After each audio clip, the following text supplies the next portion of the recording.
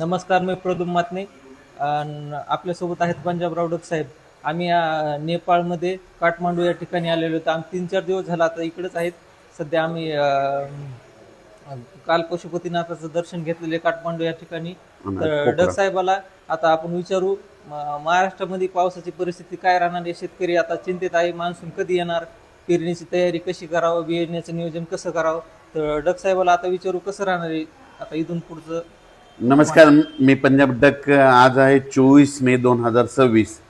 तर महाराष्ट्रातल्या सर्व शेतकऱ्याला सांगू इच्छितो की अचानक कंप्लीट 12 दिवस पाऊस शिल्लक राहिला, म्हणजे कंप्लीट 12 दिवसाला मान्सून महाराष्ट्रामध्ये दाखल होणार आहे. म्हणून हे सर्व शेतकऱ्यांनी आपण आपले शेतीचे कामे करून घ्यायची. त्याच्यानंतर राज्यात सांगायचं झालं तर सध्या तरी म्हणजे आज उद्या 24-25च्या दरम्यान काय होणार आहे, आणखीन पश्चिम महाराष्ट्र, त्याच्यानंतर दक्षिण महाराष्ट्र, मराठवाड्याच्या काही भागामध्ये विखुरलेलं स्वरूपाचा मान्सून पूर्व एक मोसमी पाऊस पडणार आहे. म्हणून हे अंदाज सर्वप्रथम शेतकऱ्यांनी लक्षात द्यायचा. पण त्याच्यानंतर काय झालं, विदर्भातल्या शेतकऱ्याचे फोन आले की विदर्भात मान्सून पूर्व पाऊस कधी येणार. तर विदर्भातल्या शेतकऱ्याला सांगू इच्छितो की तुमच्याकडं म्हणजे 26, 27, 27, 28च्या दरम्यान मध्ये तुमच्या विदर्भात देखील ना एक पूर्व मोसमी मान्सून पूर्व मग पाऊस अवकाळी एक स्वरूपाचा येणार आहे. म्हणून विदर्भातल्या शेतकऱ्यांनी देखील अंदाज लक्षात घ्यायचा. त्याच्यानंतर राज्यातल्या पुन्हा उत्तर महाराष्ट्रातल्या एक शेतकऱ्याला सांगू इच्छितो की उत्तर महाराष्ट्रात देखील काय होणार आहे, 25-26च्या दरम्यान एक तिकडं देखील मान्सून पूर्व एक अवकाळी स्वरूपाचा पाऊस चांगला बरसणार आहे.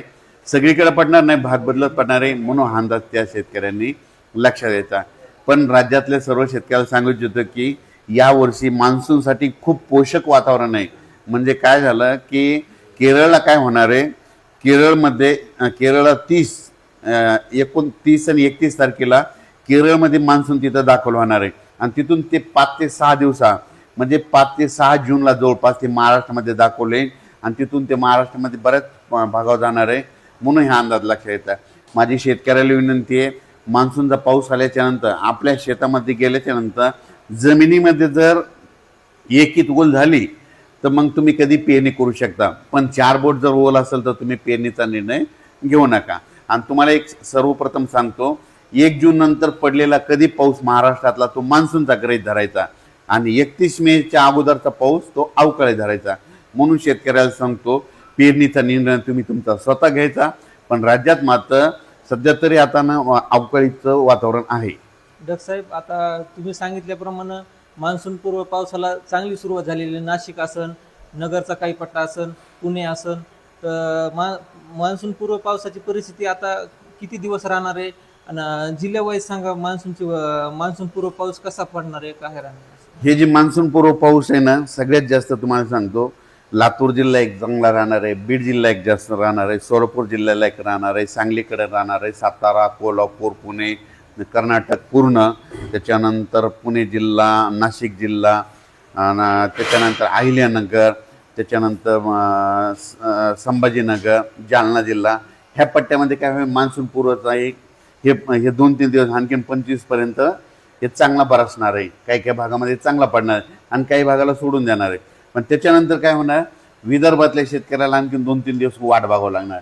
विदर्भामध्ये तुम्हाला सांगतो नागपूर, वर्धा, भंडारा, गोंदिया, चंद्रपूर, यवतमाळ, वाशिम, हिंगोली, नांदेड ह्या पट्ट्यामध्ये काय होणार आहे, मग 26 मे ते 3-4 जूनच्या दरम्यान मग तिकडे देखील काय होईल, पूर्व मोसमी पाऊस चांगला बरसणार आहे. म्हणून ही अंदाज ते देखील विदर्भातल्या शेतकऱ्यांनी लक्षात यायचा. पण मान्सूनचा पाऊस मात्र विदर्भातल्या शेतकऱ्याला सांगितलं, तुम्ही काय करा, 12 दिवसामध्ये तुम्ही शेतीचे कामे करून घ्या. कारण की विदर्भात देखील काय होणार आहे, पाऊस मान्सूनचा येत असताना तुमच्या विदर्भाला चांगलं जीवदान देणार आहे. जास्त विदर्भात देखील खूप पडणार आहे. म्हणजे विदर्भामध्ये सांगायचं तर 2 तारखे म्हणजे विदर्भात देखील 2-3 जूनच्या नंतर मग खूप विदर्भात देखील चांगला पाऊस पडणार आहे. म्हणून ही विदर्भातल्या शेतकऱ्यांसाठी देखील खूप आनंदाची बातमी, म्हणजे त्या 11 जिल्ह्यासाठी देखील खूप आनंदाची बातमी. त्याच्यानंतर दक्षिण महाराष्ट्र आणि पश्चिम महाराष्ट्रातल्या मात्र शेतकऱ्याच्या यावर्षी जरा जास्त पाऊस सुरुवातीलाच पूर्व मोसमी पडणार आहे. त्याच्यामुळे त्यांच्यासाठी खूप आनंदाची बातमी आहे.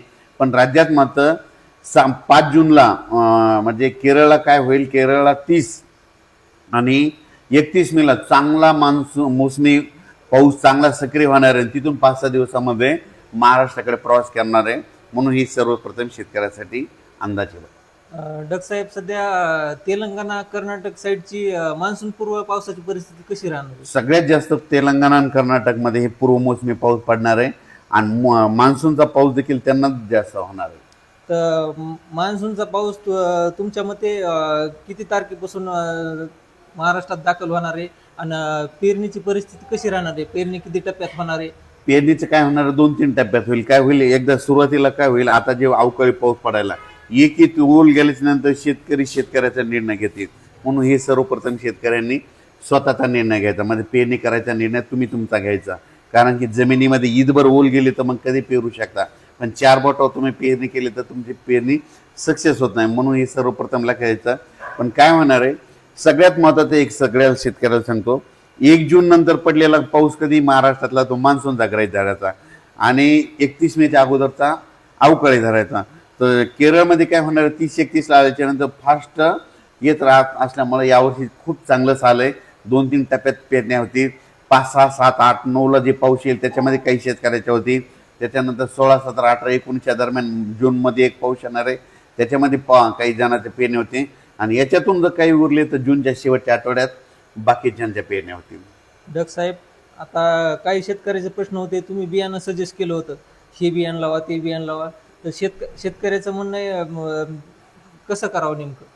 माझं म्हणणं आहे, शेतकऱ्याला, आपल्या नातेवाईकाला, आपल्या पाहुण्याला ज्या बियाणाला ज्याचा उतार आला ते बियाणं निवडायचं. म्हणजे आपण आपला अनुभव घ्यायचा, गेल्या वर्षी आपल्याला कसं राहिलं, आपल्या पाहुण्याकडे कोणतं बियाण्याचं वाण होतं आणि त्याच्यानुसार आपण आपलं बियाणं स्वतःच्या याच्यावर निवडायचं. डग साहेबाच्या मते मी स्वतः बियाणं सांगितलं म्हणून तुम्ही लावू नका. आपल्या नातेवाईकाला, आपल्या मित्राला, ज्यांनी अनुभव घेतलेला त्या बियाणाचा, त्यांच्या मते त्यांनी अनुभव घेतला त्यानुसारच तुम्ही बियाणं निवडा. बियाणं योग्य बियाणं निवडा आणि पेरणीचं नियोजन करा. डग साहेब, आता इथून पुढं समजा जूनमध्ये पावसाची परिस्थिती कशी राहणार आहे एकदा सविस्तर सांगा.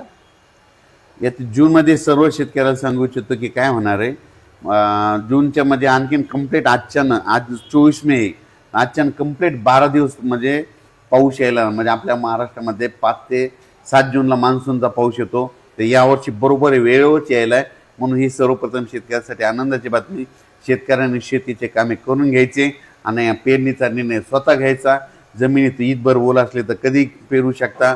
पण काय होतं की मान्सून यायच्या अगोदर काही ठिकाणी खूप म्हणजे पेरणीला लायक पाऊस पडणार आहे.